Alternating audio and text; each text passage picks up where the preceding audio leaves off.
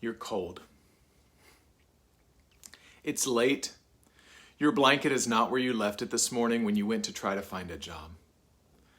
You could try to find someone who'll let you crash on their couch for the night, but that's so humiliating. And you're so cold. Regardless of how you got here, regardless of the decisions you've made, regardless of how life seems to conspire to keep you down, here you are, cold, alone. You realize you're hungry too, but cold is your biggest threat tonight. So you find an out-of-the-way spot to shelter you from the wind, and as you lay down, you promise yourself that tomorrow will be better. Now you eventually fall asleep, desperately trying to find some hope. A lot of you just thought to yourself that something like this could never happen to you. But it does happen to people like you and me every night. Regardless of how they got there, they are dreaming of hope. They need a safe place to breathe for a bit.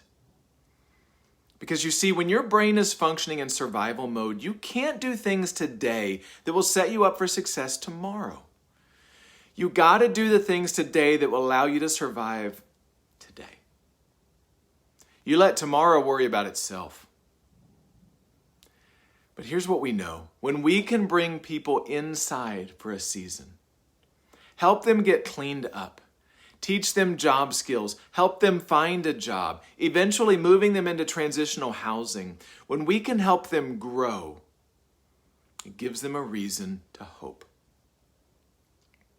In the 1950s, Dr. Kurt Richter conducted a series of experiments. He took wild-caught rats and put them in water to see how long they could swim. At about the 15-minute mark, the rats would get tired, stop swimming, and drown. But in the next phase of the experiment, he took a new batch of wild-caught rats and put them in water again, with one difference. At around the 15-minute mark, when the rats would start to show signs of fatigue, he and his researchers scooped them out of the water, dried them off, and gave them a minute to rest. He then put them back in the water to see how long they could swim the second time. Any guesses? 15 minutes was the first time. Do you think they went 30 minutes? An hour? How about 60 hours? 2.5 days. What made the difference? How do rats go from swimming 15 minutes to swimming for 60 hours? The only thing the team of scientists could come up with was that the rats had experienced hope. They believed that these new rats swam for 60 hours because they remembered what it was like to be saved from drowning. And they kept swimming on the hope that they would be rescued again. Friends, hope is one of the most powerful forces in the world. And the Jessamine County Homeless Coalition is providing growth and hope since 2016. In that time, they have had over 1,300 residents, almost 60% of which were from right here in Jessamine County. They have served over 140,000 meals to anyone in need. 38,000 of those meals were to non-residents. These are community members, people who were not homeless, but just hungry. Since opening, they've averaged about 26 residents per night. In our community, on our watch. We just weren't aware.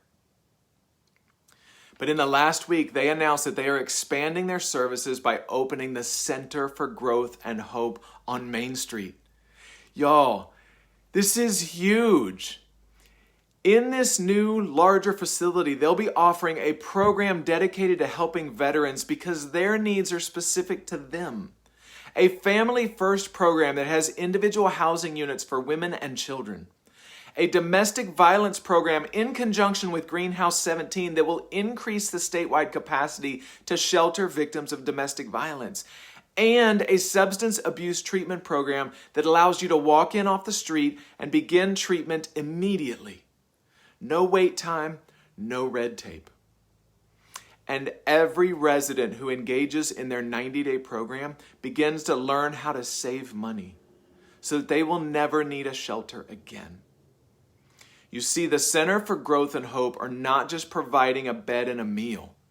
They are helping people grow and offering them hope. The Center for Growth and Hope is addressing the root issues and not just treating the symptoms.